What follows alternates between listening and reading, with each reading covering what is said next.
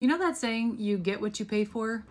That's not always the case, and there's no better example than the Department of Education. In 2024, the National Center for Education Statistics administered the National Assessment of Educational Progress. They did this to a nationally representative group of 12th graders. What they found was the average reading score for 12th graders was lower in 2024 than in 2019, 3 points lower to be exact.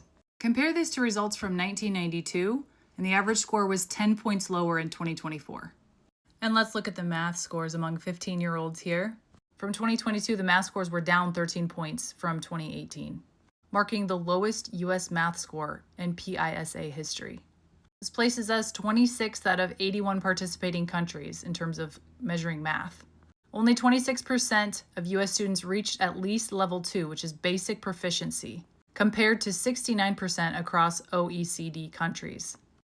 Meanwhile, spending per pupil in public schools averaged $15,633, up 8.9%. Check this out. These are the states with the highest per pupil spending. We have New York, D.C., New Jersey, Vermont, and Connecticut.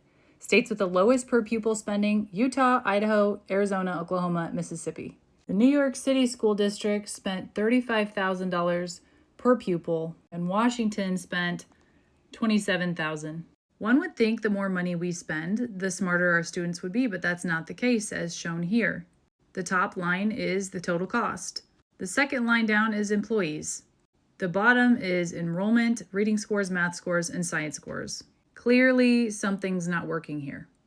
You know what they did succeed in doing, though? They did succeed in indoctrinating our children into thinking that America is the worst place to grow up. They did succeed in turning our children into social justice warriors. They did succeed in teaching half the students that they're victims to society and the other half are somehow the oppressors. This was done over the course of decades to rip at the very fabric of what it means to be an American. Our enemies warned us that they would take over our country without firing a shot. And when I heard that, I didn't know what that meant. But now it's making sense.